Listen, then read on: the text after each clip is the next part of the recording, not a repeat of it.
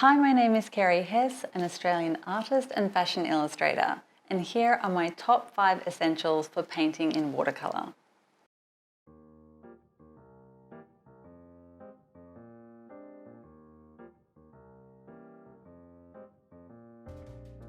So the first thing to know about watercolour is that every time you paint with this medium, it will always look a little bit different.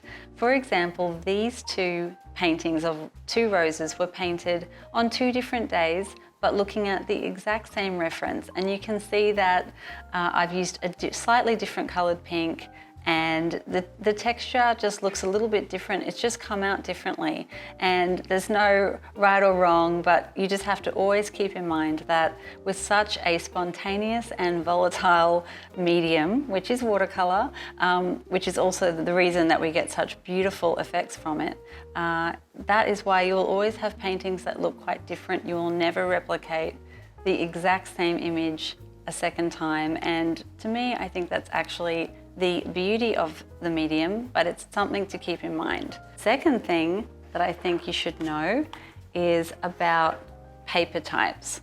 So we've got 2 different types of paper here. Just imagining that they're the same size.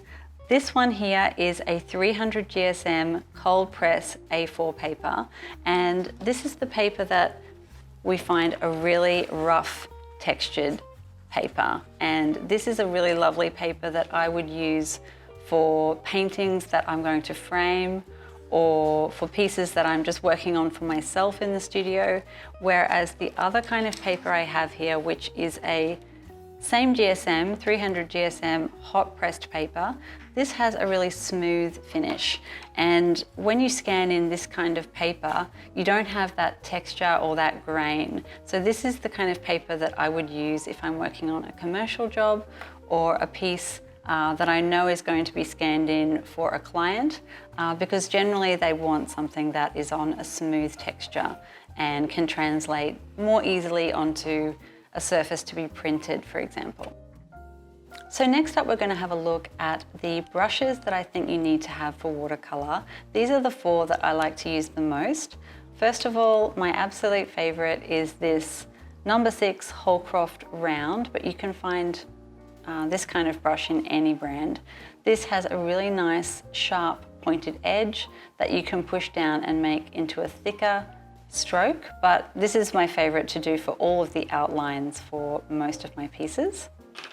Then you have a brush like this, which has a kind of sharp square finish, and this is a Holcroft flat brush. It's number 14, and these are great for straight lines, candy stripes, anything that you need a really smooth finish. I would use a brush like this. Then you have a really special brush which you would only use for watercolour called a wash brush.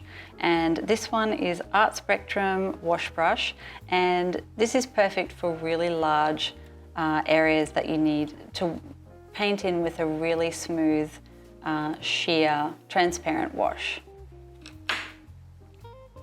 And lastly, I have this little fan brush, and I use this for little details. It's something that's quite nice to use for a little speckled look, or to use in painting trees or flowers or just textures in general. So those are my 4 brushes that I would use for watercolour. So now let's have a look at how to remove your mistakes, or take them out as much as you can if you make them in watercolour. So you can see I've painted this circle. Let's imagine I overpaint a little bit here and I want to actually fix up that little bit. We can take this paper towel, and so if we soak it straight up and just fix up the shape of our circle, we should be able to recover it. So the other thing to know with watercolour is that with your highlights, you're actually better to leave them unpainted rather than painting them white, as you would do with other types of paint. So for example, you can see here on these cherries that I've actually made an outline here where I could see that there were highlights on the cherries, and I've just painted around them and left this little section completely white. The other way to create a highlight is if you paint your whole section like I have in this macaron, and then take a little section of kitchen towel, I have simply dabbed that section out to create this highlight. So that is the other way to do it. But if you want a really smooth, sharp highlight, I would look at doing it like this and just leaving the area completely blank. So I hope you enjoyed that video, and to find out more about painting in watercolor with me, visit careyhess.com.